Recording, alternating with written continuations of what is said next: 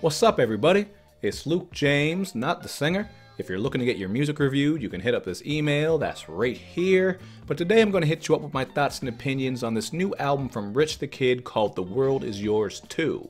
Now, I just did the review for Nav. This one's going to feel a little bit similar because you're going to hear me bringing up some of the same issues. But I will say that Rich the Kid is much better than Nav, in my opinion. I enjoyed this album much more. By the way, he's an artist who's coming out of Atlanta, Georgia, so even that right there tells you the sort of sound you're going to get, with lots of Migos-esque flows and big beats. Now, that production is something that does stick out, much like I said with that Nav album. So you're getting this banger called Slide. That one is an all-out trunk slapper that I enjoyed. The intro track in particular is really dope because it has big bass and light keys on it, so I thought that was a great way to start it off.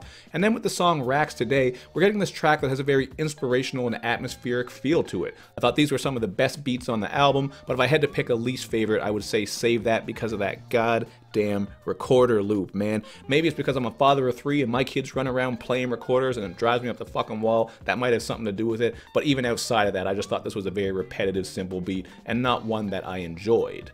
Now, there is a cut called Whoa that also kind of sticks out because you're getting this more lively, organic production, has a very smooth vibe to it to go along with vocals from Ty Dolla $ign and Miguel. But the problem with this song and throughout the album is that Rich the Kid does very little to set himself apart, man. He really might be one of the most generic / average rappers I've ever heard in my life, and it's not even that I find him all out awful. He just really sounds like so many other rappers out there, and I don't think he has his own sound. I'm talking about everything from these generic beats that he picks, although I did say I like some of them. I ain't gonna lie about that, but they are very typical still. I think his flows, they're Migos-esque, which I also brought up. He just sounds like maybe he's the 4th member of Migos, so he doesn't have his own style. And you're also going to get some auto-crooning and the usual bitches and brags content throughout that gets really, really tiring.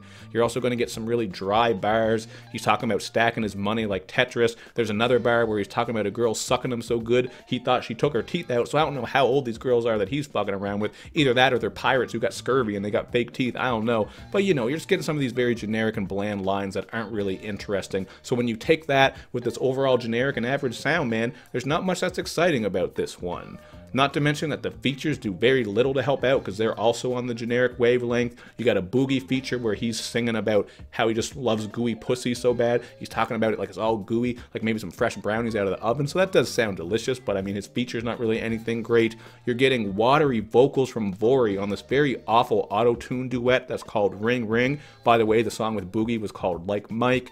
And of course, we have Lil Pump sounding just completely uninterested and like he's learning to read on his song, the song that he's featured on called Rocket. You do get some nice spacey production and a decent takeoff feature, but that's not enough to uplift this track. And really, man, I don't really have a whole lot to say about this one. I will say you also get the usual sleepy features from Nav and Gunna, 2 guys who I've reviewed recently, and as you know by now, I'm not big into them. They're also generic with the auto-crooning. Like, that's the thing with reviewing projects like this, man. I'm sure you guys are bored of hearing me talk about them too, because I get bored of talking about them because there really is just no talking points, really. There's not much to be said. I don't think they make for that good of reviews, but I do have to review the stuff that's popular. Oddly enough, this is the shit that gets the most views, the stuff that I love and can really break down. It's a bit more underground and not quite as known, so, you know, naturally that doesn't get viewed. But these types of projects, they really don't offer much to be said. You're also getting Big Sean on 2 Cups. I think this was one of the better tracks, and Sean actually had some nice flows on there. Nothing amazing, but it's certainly one of the better Big Sean features because we've heard him sound all out awful. And I really went back and forth with my rating for this one. At first I was going to go with a 2, then I was thinking about a 2.5, but I've decided to go with a 2 because there just is nothing that is original or unique here whatsoever. Some of this sounds alright, the beats are decent. I did give his last one a 2.5, but there's no growth here, so I'm not going to give him the same score. There's just nothing to break down, nothing overly interesting about it. If you want a couple bangers, go for it. If you like that Migos sound, then hey, you're going to appreciate this because he's just doing the same type of shit. But I don't know, man. There you have it. 2 Rant reviews down, Nav, and this one. And that's it, man. So we're going to wrap up. Let me know in the comments section what you guys think, if you love it, why you love it. I'm sure it's just for the bangers and a couple of catchy moments or whatever. I would understand. I ain't that big of a hater. But if you didn't like it, you can let me know. However you feel, let me know, because that's how this works, man. That's why you watch. So you can hit me back up and let me know what you think, and then we can have a little discussion in the comments section. But that's it. I'm done ranting. Thank you for watching. Make sure you do all the good YouTube and social media stuff where you show me love and you show me lots of it. Thank you for watching, everybody.